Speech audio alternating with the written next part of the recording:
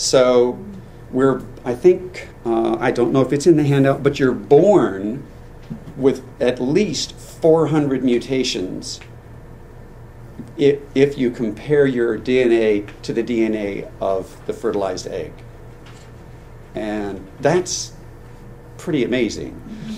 Then we assault ourselves with certain kinds of foods and drugs and things in our lives which cause small mutations to accumulate, and by the time we lose it, we have thousands of mutations. And again, the only important mutations in terms of heredity are the ones in male testicles producing sperm and women's ovaries producing eggs. Have I hammered that point home well enough? It's really important because you can have stuff that alters the DNA on your skin radically, but it doesn't matter unless that change occurs in the sperm or the egg. Now, so wait, let me ask you, are you sort of like predisposed? No, it's just that DNA and division is not perfect. I was trying to jump ahead of your thought. So we are predisposed to have mutations, yes. It's not our fault. It's nothing our parents did. It's just that that's what life does. The interesting thing about this, or one interesting thing about it, is the code. You've probably heard of the DNA code. DNA codes proteins. Those are often enzymes, and that's what a gene is. A gene is a piece of DNA that codes for protein. And only about 5% of our DNA is actually genes. There's a huge amount of DNA that is not. A large part of it, we're finding out, is regulatory. So there are genes, or excuse me, there are sections of DNA, which I will call genes just for convenience sake, but there are sections of DNA which make a protein that will attach to another place on the DNA, which will turn off or turn on that gene. There are also places where the DNA itself, because of its structure, will bind itself in a hypercoil and basically set itself aside never to be used. And that's part of what the development is. A developing embryo has a lot of growing to do, but part of the growing is dying. For instance, we start off with a pad, a thing that looks like just a round pad instead of a hand, and the way we get fingers is that the cells in between die, programmed death. So we have programmed death in our cells, and sometimes that's why things go wrong inside us as adults. But one of the things I wanted to show you was in DNA, as it's being read to create a protein, it reads 3 at a time. So ATG, UAC, excuse me. This one actually is for, this is the code for RNA. Every time you see a U, just think of a T. And what they've done is they've made this a three-way diagram. The first code is UCAG.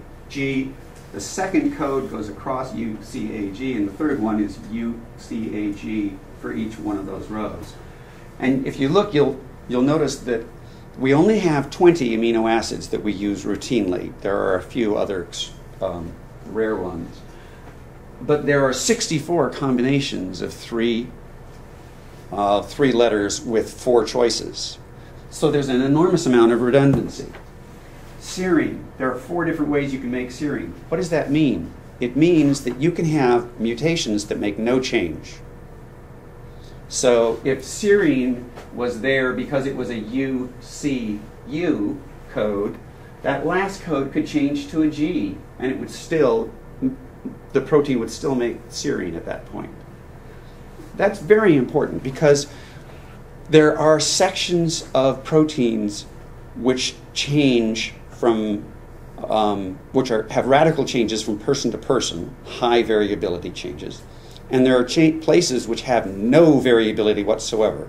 And we assume that the places which are conserved across, all mammals, for instance, are the critical areas for that enzyme. And if you make a change there, that animal dies. But you can look at other areas. Maybe there are segments of the protein which merely hold everything in place. Well, you can have lots of mutations in that without modifying that, holding it in place. You'll also notice big letters there. There are start codes, which I believe are AT for a long time, ATA, or just A, I don't remember right now. But there are also stop genes. Well, what does that mean? It means that when the protein, the enzyme, goes along and is making messenger RNA from the DNA, that when it hits a UAA or a UAG, it stops. It knows that that's the end of the enzyme, that's the end of the protein. I should release it into the environment.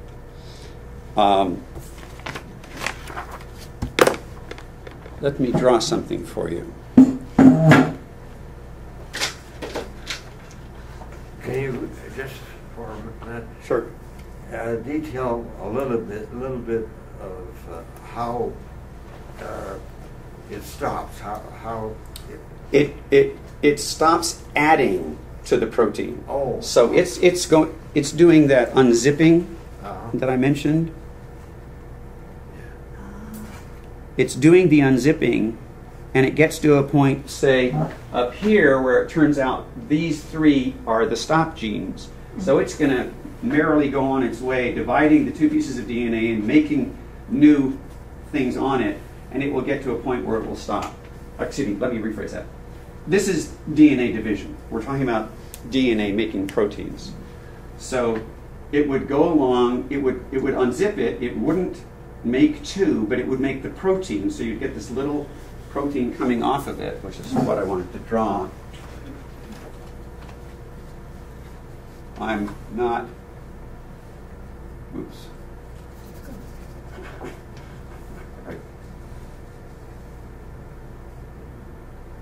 No heck. Stuff on my head. If there's a stop, AUG? I think it's UG.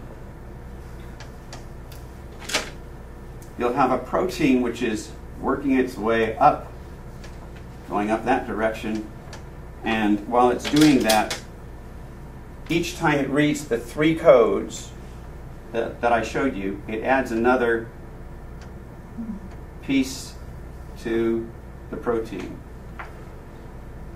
Protein, it turns out, also has a background. You may have heard of amino acids.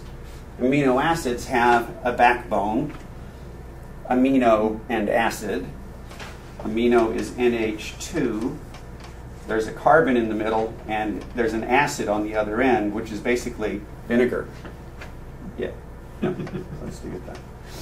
And this is the place where, it's usually abbreviated R, where the actual protein amino acid is located.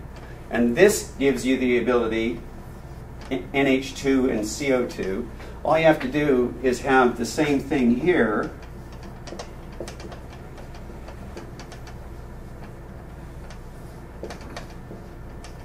Same thing here. Well, all you have to do is remove water, and you'll have these two bind to each other. So now you'll have CONH